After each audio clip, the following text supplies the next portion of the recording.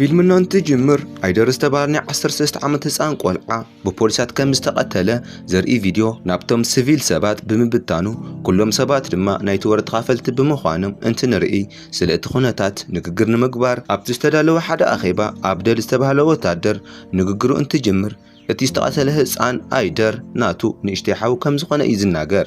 እቲ አኼባ ኣብ ዝተወደአሉ ሰዓት ሓደ ነዊሕ ፀጉር ዘለዎ ካሪም እቲ ካልእ ናይ አይደርና አብደል ካልእ ንእሽተይ ሓው የርእየና ናይ ሓው ቀታሊ መን ከም ዝኾነ ወይ ድማ ናይቲ ፖሊስ መንነት ብዘይ ምፍላጡ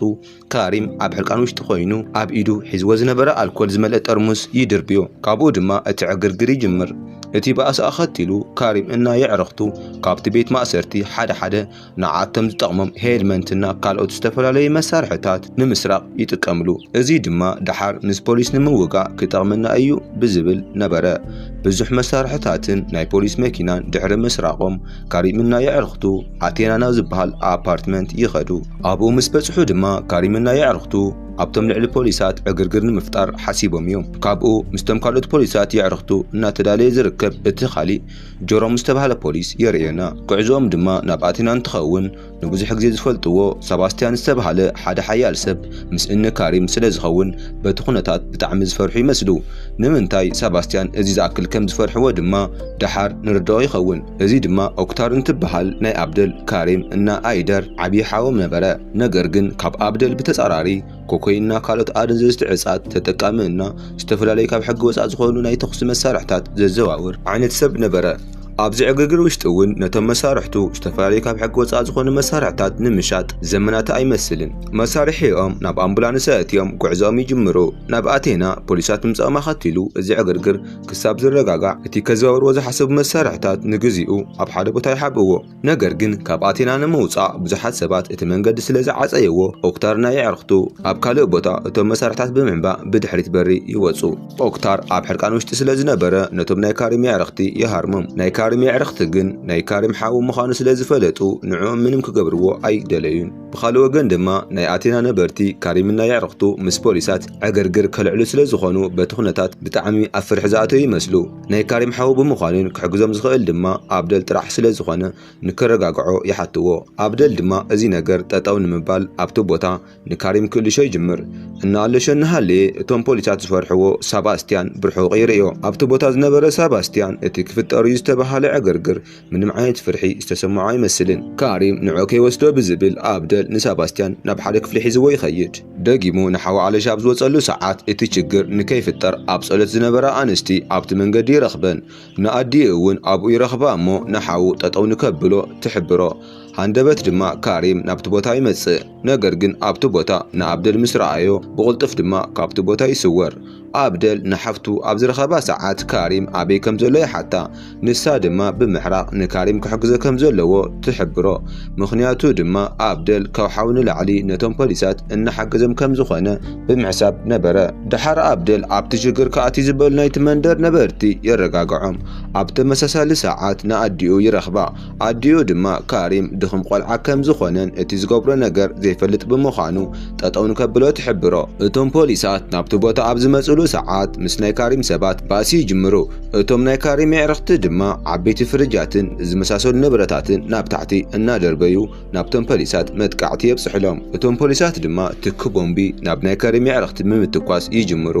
ካሪም ድማ እቲ ዝተጎድአ ኢዱ ብምእሳር እቶም ፖሊሳት በቲ ካልእ በሪ ከኣትዩ እናፈተኑ ከም ዝኾኑ ምስ ተገንዘበ ናብ ታሕቲ ወሪዱ በቲ ካልእ መውፅእ በሪ ይሃድም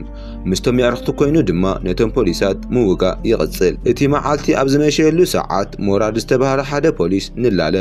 ቅድሚ ሕጂ ኣብ ዝነበረ ዕግርግር ንአብደል ዝሓግዞ ሰብ ነበረ አብደል ድማ ከም ናይ ቀደም ወታደር መጠን ዝሕግዞም ነገር እንተሃለየ ብዝብል ናይ ሓገዝ ኢዱ ይዝርግሐሎም ብኻልእ ወገን ከሪም እውን ከም ሓላፊ ኮይኑ ነቶም የዕረኽቱ መተባብዕ ንግግር ይገብር ስቒልና ኣቕሓታት እነቃጽልን ዕግርግር ንፈጥርን ሰባት ዘይኮናስ ንአይደር ዝቐተለ ሰብ መንነት እቶም ፖሊሳት ኣጻርዮም ንከውጽኡልን እንደሊ ሰባት ኢና ብምባል የተባብዖም ከሪም እውን ሚድያታት ከምቲ ዝበልዎ ንአይደር ዝቐተልዎ ፖሊሳት ዘይኮኑስ ካልኦት ሰባት እዮም ዝብል ዜና ኣይኣመነሉን ስለዚ እዚ ንምውጻእ ካልእ ትልሚ ስለ ዘለዎ ካብኡ ንታሕቲ ዘለው የዕረኽቱ ንዝረኸብዎ ፖሊስ ብምዕጋት እቲ ፖሊስ ትክክለኛ ዜና ከውጽኦ ከም ዝገብርዎ ይናገር ኣብትሽዑ ግዜ እቶም ፖሊሳት ናብ ኣቲና ምእታይ ይጅምሩ ካሪምና የዕረኽቱ ድማ ነቶም ናይ ፖሊሳት ኣባላት ርችት ኣብቲ ቦታና ኣብቲ ሰማይ ብምፍንዳዕ ምእታይ መኸትሉ ይቐበልዎም እቶም ፖሊሳት ንቕድሚት ኣብ ምንቅስቓስ እንትኾኑ እቶም ዝተኮሱ ርችታት ግን ንዓኣቶም ንቕድሚት ዘኺድዎም ኣይነበሩን ኣብቲ ሽዑ ሰዓት እቶም ተቃወምትን እቶም ፖሊሳትን ናብ ባእሲ ውሽጢ ይኣትዩ እቶም ፖሊሳት ተጽዕኖ ስለ ዝበዝሖም ኣብ ሓደ ቦታ ተሸፊኖም ጠጠው ብምባል ነቶም ዝተኮሱ ርችታት ጠጠው ከብሉ ነበሮም ከሪም እውን ናይቶም ፖሊሳት ዘይምንቅስቓስ እንትርኢ ናብቲ ንሶም ዘለዎ ቦታ ይኸይድ ኣብ ኢዱ ሒዝዎ ዝነበረ ኣልኮልና ሓዊ ናብኣቶም ይድርብዮ እዚ ድማ ኣብቲ ቦታ ሓያል ትኪ ስለ ዝፈጠረ እቶም ፖሊሳት ኣብኡ ጸኒሖም ምትንፋስ ስለ ዝኣበዮም ካብቲ ቦታ ከም ገለ ኢሎም ንምምላጥ ይፍትኑ ልክዕ ኣብቲ ሽዑ ሰዓት እቶም ፖሊሳት ዓርሲ ብዓርሶም ምጥፍፋእ ይጅምሩ ኣብ መንጎኦም ድማ ቅድም ርኢናዮ ዝነበርና ጆሮም እውን ነይሩ እዩ ካብቶም ፖሊሳት ስለ ዝተጣፍአ ነብሱ ንምድሓን ኣብ ሓደ ቦታ ክሕባእ ነበሮ ብሓያል እናተንፈሰ ጉዕዞ ድማ ንምምላጥ ነበረ ነገር ግን ሓደ ናይ ካሪም ሰባት ይርእይዎ ስለዚ ንክሕባእ ካብኡ ክሃድም ነበሮ ክዳኑ ድሕሪ ምቕያሩ ጆሮም ኣብ መወዳእታ ክተርፍ ክኢሉ እዩ ናብ ክሕበሉ ዝኽእል ሓደ ቦታ እውን ይበጽሕ ነገር ግን ከም ዕድል ኮይኑ እኒ ካሪም ይሕዝዎ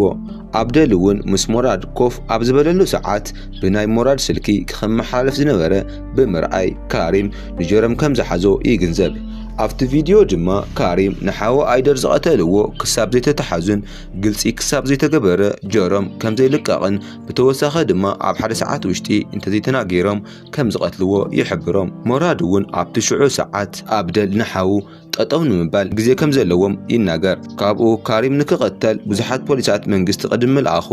ቀዲሙ ንሓው ከእምኖ ከም ዘለዎ ይናገር እሞ ይኸይድ ኣብደል ናይ ካሪም ሓው ስለ ዝኾነ ኩሎም ንክኣቲ ይፈቕድሉ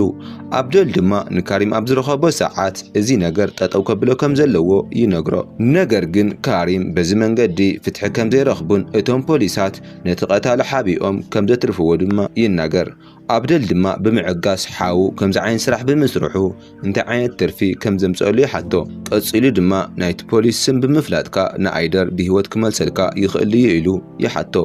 ኣብ መወዳእታ ድማ ሓቂፉ እዚ ዝገብሮ ነገር ጠጠው ንከብሎ ይናገሮ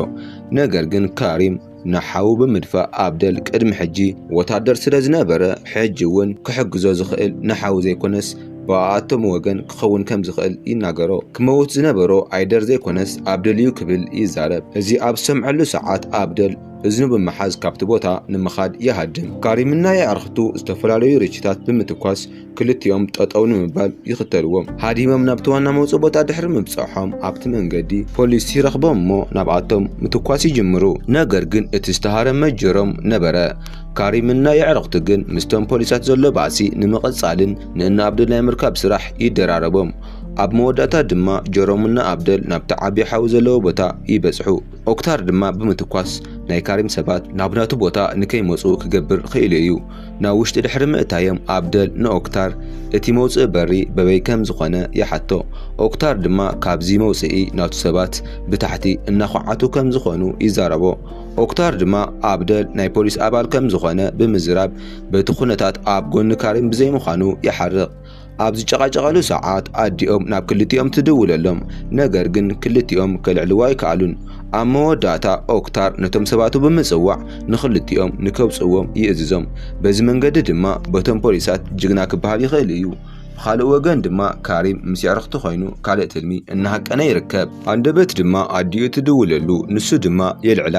ቀጽሉ ድማ ካሪም እቲ ናይ ድሕሪት በሪ ንክሰብርዎን መጥቃዕቲ ንክፍጽሙ ይሕብሮም ንሱ ድማ በቲ ቅድሚት በሪ ናይ ኣብደል ሓሳብ ንምስራቅ ይውስን እቲ ዝሓዞ ፖሊስ ንክምልሰሉን እንተዘይኮይኑ ግን እቲ ቦምቢ ከም ዝድርብየሎም ይዛረብ ኣብደል ድማ ካሪም እዚ ነገር ከም ዘይገብሮ ብምእማን እቲ ነገር ቸላ ይብሎ ነገር ግን እቲ ቦምቢ ንምድርባይ ኣብ ዝተዳለየሉ ሰዓት እቶም ፖሊሳት ብድሕሪ ይመጽሞ እቲ ቦምቢ ንኸቕምጦ ኣብ ዝናገርሉ ሰዓት ግን ሕጂ ነገራት ምንም ኣቕልቦ ዘይህበሉ ካሪም እቲ ቦምቢ ናብኦም ክድርብዮ እንትብል ይትኮሰሉ እሞ ይወድቕ እዚ ድማ እቲ ቦምቢ ናብ ባዕሉ ንክወድቕ ይገብሮ እሞ ኣብ መወዳእታ ድማ ቦቲ ቦምቢ ንኽቃጸል ይገብሮ ሕጂ ናይ ካሪም ህማት ከኣምን ዘይከኣለ ኣብደል እናብኸየናሃለየ ኦክታር ይመጽእ ይመጽእ ንሱ እውን ሓው ብምስኣኑ ዝሓዘነ ይመስል ኣብ ጎኑ ንዝነበረ ኦክታር ብሓይሊ ካርሞ ይጅምር ካሪም ድሕሪ ምሟቱ ናይ ካሪም ጉጅለ ኣብደል ዝመርሖ ይኸውን ብሕርቃን ናብ ጅሮም ድሕሪ ምኻዱ ካብቶም ፖሊሳት ካልእ ስልኪ ይድወሎም ናብ ካሪም ዝተኮሰ ፖሊስ ዘይኮነስ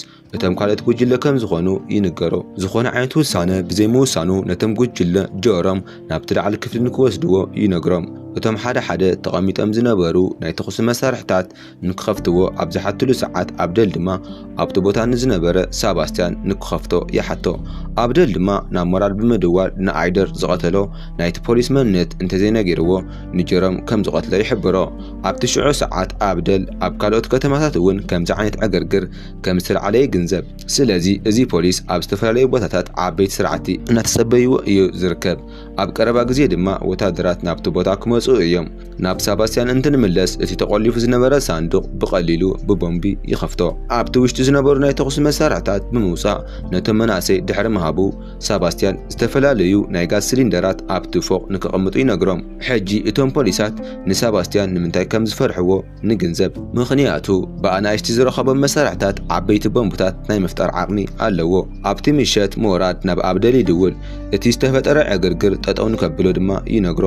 ካብኡ ድማ እቲ ናይ ኣይደር ቀታሊ ናይ ፖሊስ ኣባል ከም ዘይኾነ ይሕብሮ ኣብደል ድማ ፖሊስ ዋላ ኣይኹን ናይ ኣይደር ቀታሊ ንከምጽኦ ይነግሮ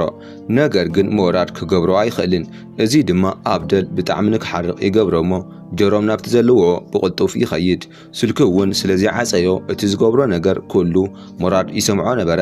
ነገር ግን ኣብደል ንጀሮም ዝራህርህሉ ይመስል ኩሉ ሰብ ካብቲ ፎቕ እናጉየየ ኣብ ዝወፀሉ ሰዓት ንጀሮም ብነፃነት ይለቆ ብሰባስቲያን ድማ እዚ ፎቕ ዝፍንድእ ይኸውን ነገር ግን ኣብደል በይኑ ኮፍ ብምባል ምሕሳቡ ይቕጽል ቀፂሎም ጀሮም እናቶም ካልኦት ጉጅለ ክዳኖም ብምውፃእ ናብ ደገ እንትወፁ የርእየና ኣብቲ ሽዑ ሰዓት ድማ ኢዶም ይህቡ ብጽባሒትኡ ሰባስቲያን ኣብቲ ቦታ ብዙሓት ቦምብን ጋዝን ከጽምት ኽኢሉ እዩ ኣብደል ድማ ኣብቲ ዝቕጽል ክፍሊ ኮፍ ኢሉ ይርከብ እቶም ፖሊሳት ብደገ ኮይኖም ብመብራህቲ ኣብ ዘጻሪሉ ሰዓት ኣብ ውሽጢ ሓደ ሰብ ከም ዘሎ ይግንዘቡ ልክዕ ኣብቲ ሽዑ ሰዓት ኣብቲ ፊልም መወዳእታ ኣብቲ መሬት ደቂሱ ዘሎ ሰብ ንርኢ ብናይ ፖሊስ ክዳን ዝተኸደኑ ብሓደ ሰባት ተሃሪሙ እዩ ዝወደቐ እቲ ሓደ ድማ እቲ ዝፍጠር ነገር ብቪድዮ ቀሪጹ የቐምጦ ቀፂሎም ድማ ናብ ሓደ ጫካ የምርሑ ካብኡ ድማ ናቶም መራሒ ኣብ ክሳዱ ዝኾነ ውቃጦ ንርእየሉ